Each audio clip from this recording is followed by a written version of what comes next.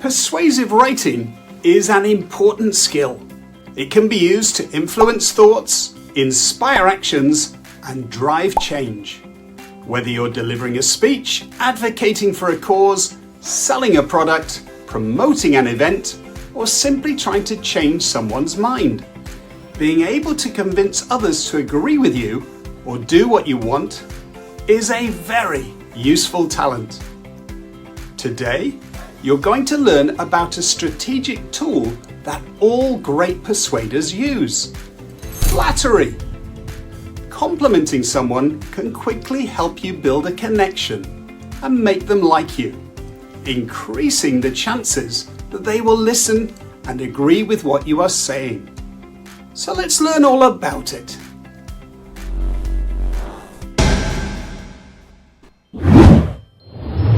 Flattery is when you say nice things to someone to make them feel good about themselves. You're basically giving them a compliment. For example, telling a friend, "You're an amazing artist," is flattery. Complimenting people helps you to connect with them. And when they feel connected to you, they're more likely to listen to what you have to say, and are therefore more open to persuasion. For example, look how adding a compliment affects this request. "Will you come in and talk to my class about how to write a story? You're my class's favorite author. They love your books. Will you come and talk to them about how to write a great story?" Clearly, adding some flattery makes the author more likely to say yes. But, and it's a big but, you need to use flattery carefully. When used well, it can be tremendously effective. Used badly, and it can turn people off you. So why wouldn't it work every time? Surely everybody loves to be complimented.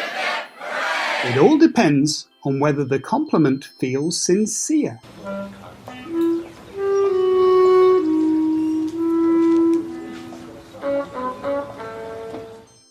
If the compliment appears fake, it makes us think we're being tricked or manipulated.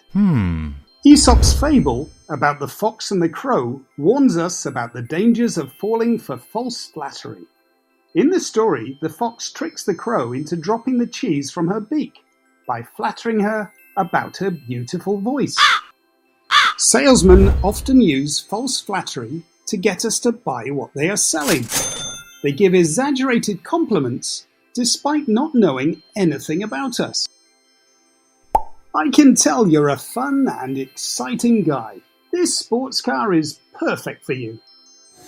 When we realize we are the subject of false flattery, we tend to disconnect and we become harder to persuade. For flattery to work, it must be genuine, specific, and linked. When you compliment someone, find something you genuinely admire about them. Authenticity is key. "Those cookies you baked were amazing. Can you teach me how to bake them?"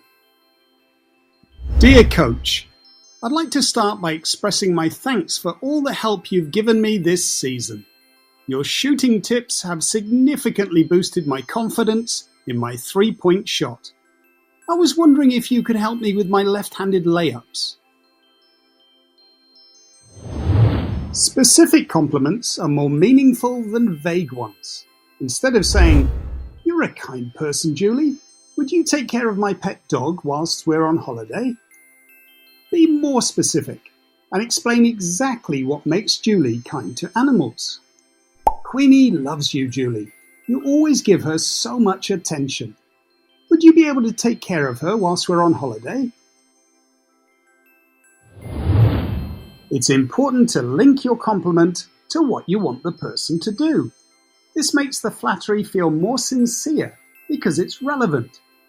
For example, if you're trying to persuade a classmate to join you on a science project, saying, "You're not only really good at science, Jess, but you're good at making things too. Would you like to team up on the science project?" would be a lot more effective than saying, "You're really funny, Jess, and have such good dance moves. Would you like to team up on the science project?" They both compliment Jess, but the first one links to the science project, so comes across as being more sincere. Of course, giving genuine compliments is simpler when you're familiar with your audience. You can come up with many positives about your friends, your family, your classmates, and your teachers. But what if you're speaking to a large crowd, or even strangers? In those situations, it can be tricky to tailor your compliments. Instead, focus on shared experiences or universally admired qualities. By doing this, you can still make your compliments feel sincere. As someone who wants to make the world a better place, please join us at the beach cleanup. Thanks for taking the time to read this leaflet. It shows that you are the type of person who wants to make a difference. As an experienced and highly respected member of our school community, we hope you will volunteer to get involved in the prom committee. You obviously care deeply about making a positive impact on the lives of others. So please bring in your donations to support those that have been affected by Typhoon Dante. So whenever you're writing a piece of persuasive writing, use Flattery to help you connect with your audience. And when you flatter, make sure it's authentic and sincere. To achieve this, give compliments that are genuine, specific, and linked. For other great persuasive writing tips, don't miss this tutorial. And if you found this video useful, make sure to subscribe to my channel. There are many more tutorial videos available that will help take your writing skills to the next level.